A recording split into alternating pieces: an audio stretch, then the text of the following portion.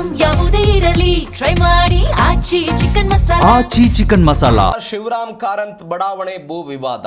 ಭೂಮಿ ಕೊಟ್ಟ 3502 ಮಾಲೀಕರಿಗೆ ಗುಡ್ ನ್ಯೂಸ್ ಸಿಕ್ಕಿದೆ. ಶಿವರಾಮ್ ಕಾರಂತ್ ಬಡಾವಣೆ ಭೂ ವಿವಾದ.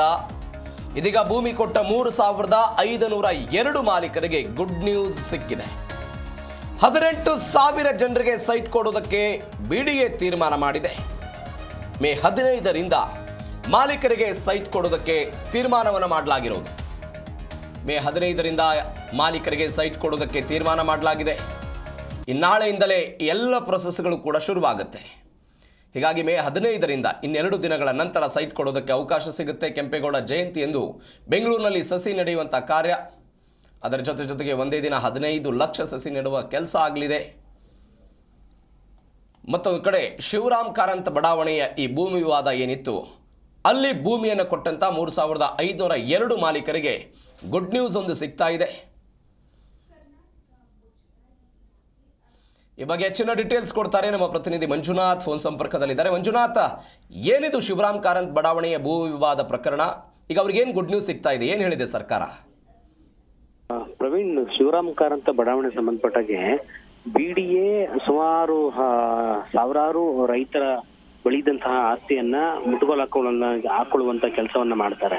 ಶಿವರಾಮ್ ಕಾರಂತ ಬಡಾವಣೆ ನಿರ್ಮಾಣ ಮಾಡಬೇಕು, ಬೆಂಗಳೂರಿನಲ್ಲಿ ಹೊಸ ಮನೆಗಳನ್ನ ಹೊಸ ಸೈಟ್ಗಳನ್ನ ಖರೀದಿ ಮಾಡ್ಬೇಕೆನ್ನುವಂತ ನಿಟ್ಟಿನಲ್ಲಿ ನಾವು ಕೊಡ್ತೇವೆ ಎನ್ನುವಂತ ನಿಟ್ಟಿನಲ್ಲಿ ಒಟ್ಟು ಭೂಮಿಯನ್ನ 3502 ಒಂದು ರೈತರು ಇರ್ತಾರೋ ಅವರ ಬಳಿ ಮುಟ್ಟುಗೋಲು ಹಾಕೊಂಡು ಅವರಿಗೆ ಸೂಕ್ತವಾದಂತಹ ಹಣವನ್ನ ಕೊಡಬೇಕು ಎನ್ನುವಂತ ನಿಟ್ಟಿನಲ್ಲೂ ಕೂಡ ಸರ್ಕಾರದಿಂದ ಆದೇಶ ಕೂಡ ಆಗಿರುತ್ತೆ.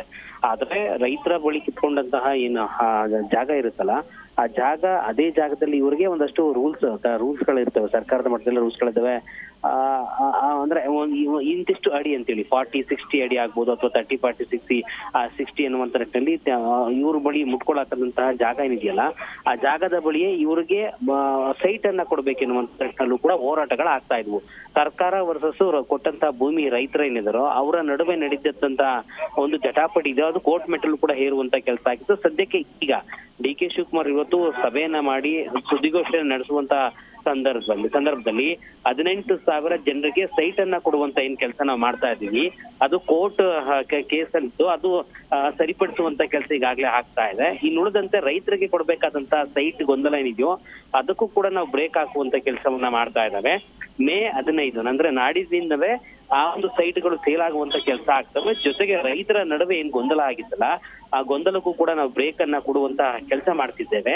ಅವರು ಏನ್ ಬೇಡಿಕೆಗೆ ಏನಿತ್ತು, ಆ ಬೇಡಿಕೆಗೆ ಅನುಗುಣವಾದಂತಹ ಒಂದು ಸೈಟ್ ಗಳನ್ನು ಕೂಡ ನಾವು ಕೊಡ್ಲಿಕ್ಕೆ ಮುಂದಾಗ್ತಾ ಇದ್ದೇವೆ. ಈ ಮೂಲಕವಾಗಿ 3502 ರೈತರು ಏನು ಜಮೀನನ್ನ ಕೊಟ್ಟಿದ್ರಲ್ಲ ಅವ್ರಿಗೆ ಶುಭ ಸುದ್ದಿ ಕೊಡುವಂತ ಕೆಲಸ ಸದ್ಯಕ್ಕೆ 15ರಿಂದಲೇ, ಇದೇ ತಿಂಗಳ 15ರಿಂದಲೇ ಆಗ್ತಾ ಇದೆ ಅನ್ನುವಂತ ನಿಟ್ಟಿನಲ್ಲೂ ಕೂಡ ಒಂದು ಶುಭ ಸುದ್ದಿಯನ್ನ ಡಿ.ಕೆ. ಶಿವಕುಮಾರ್ ಅವರು ಕೊಟ್ಟಿರುವಂತದ್ದು. Praveen. Okay Manjunath, thank you ನಿಮ್ಮೆಲ್ಲ ಡೀಟೇಲ್ಸ್ಗೆ.